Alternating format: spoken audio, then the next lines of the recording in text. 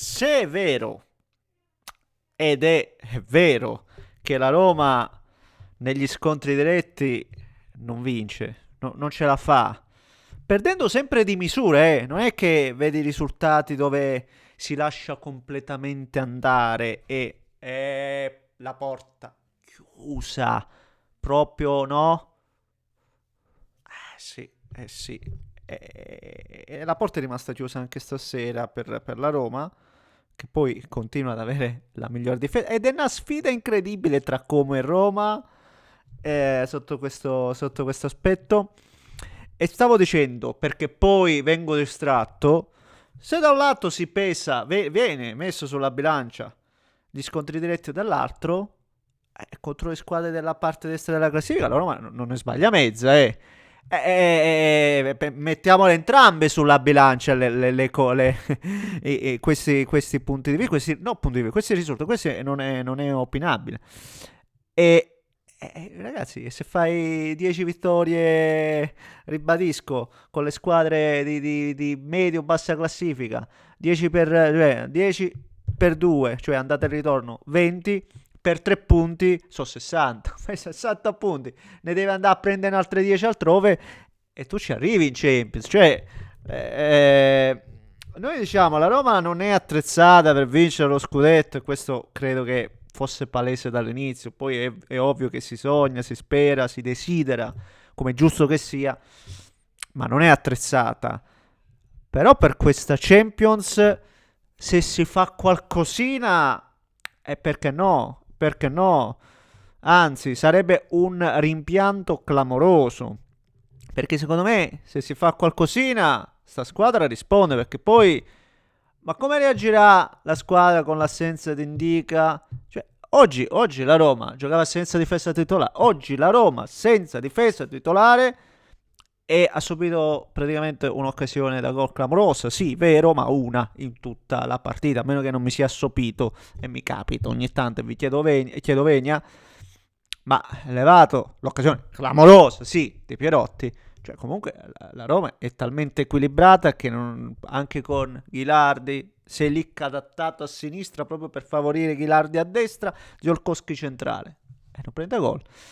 Anche perché poi non è solo difesa, lo sappiamo bene, è il centrocampo. È il centrocampo che equilibria, che dà equilibrio a una squadra. E con Cristante, sempre criticato, mai ben visto. Diceva lo stesso Pisilli, un bel pendolino. Eh, eh, ne parliamo. Signori miei, e come? Se lo facciamo, prima come al solito, un paio di robette veloci. Spolliciate, se siete d'accordo con me, spolliciate. Se non siete d'accordo con me, iscrivetevi se volete seguire i prossimi contenuti, iscrivetevi se non li volete seguire. Sì, perché tanto non vi costa niente in ogni caso. E niente, trovate tutti i profili in descrizione, grazie. Oggi un po' più stupido del solito. Mi trovate adesso con la felpa del Manchester, prima con quella dell'Inter. Non è che mi cambia ogni video, no? È che ho fatto una doccina, mi sono rinfrescato un pochettino e via. Vabbè, giusto una postilla così.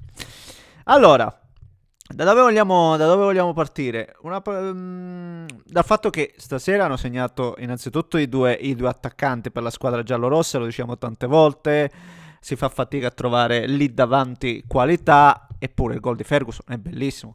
Cioè, io ho sentito tanti dire, ma con queste parole Gasperini, che ho fatto sbausciato completamente, Gasperini l'ammazza. No, Gasperini quando fa una roba, quando fa un intervento a gamba tesa, almeno che non parli di arbitri, e lì onestamente diventa un po' stucchevole, a netto che uno possa avere o meno ragione.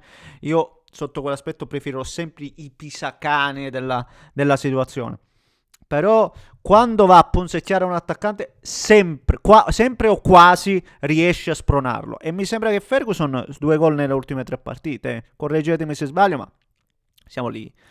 E anche nella partita scorsa comunque si è creata un'occasione clamorosa da solo nel secondo tempo, con l'Atalanta, giusto? Girando, no? Perché tecnicamente Ferguson io non lo discuto minimamente. Quindi se punzecchiato, se si tira fuori un po' il carattere, se lo si forgia e se sta bene, perché poi nel calcio di oggi devi stare bene, è un valore avere Ferguson lì davanti, assolutamente. Forse più un Dybala, che è stato molto criticato. Io sento i vari podcast, no, cronache e compagnia, molto criticato. Presi, molto criticato perché giustamente uno come Dybala deve fare di più. Una volta è una porta, una volta è il cane, una volta è una cosa, una volta è un'altra. È un complotto, è proprio una congiura. Vi chiedo scusa. Dexter, falla finita gentilmente. Tanto li conosci chi sono. Chiedo scusa.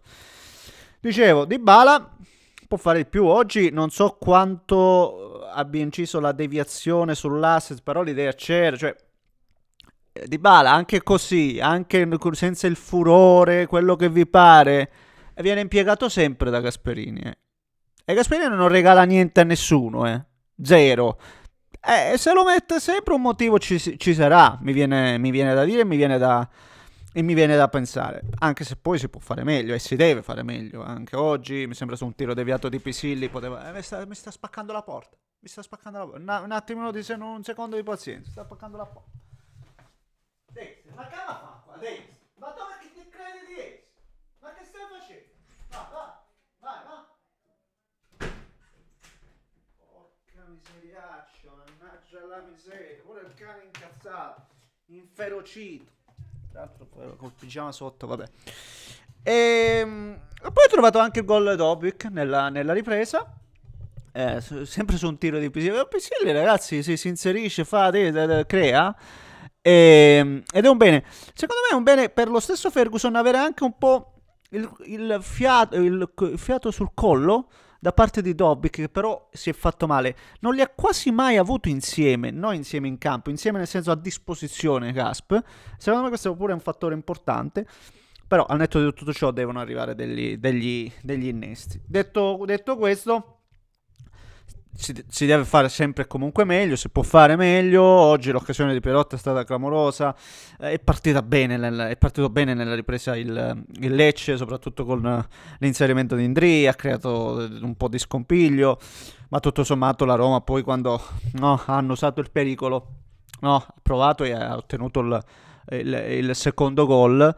E niente, cioè una Roma che comunque è lì, è una Roma che battaglia per questo quarto posto e la battaglia è feroce lì, è feroce. Io ribadisco, io dico aiutatelo un pochettino al Gasp perché sta squadra con questo centrocampo, ribadisco, sempre un po' visto, non lo so, questo con Cristante che poi diffida per la prossima.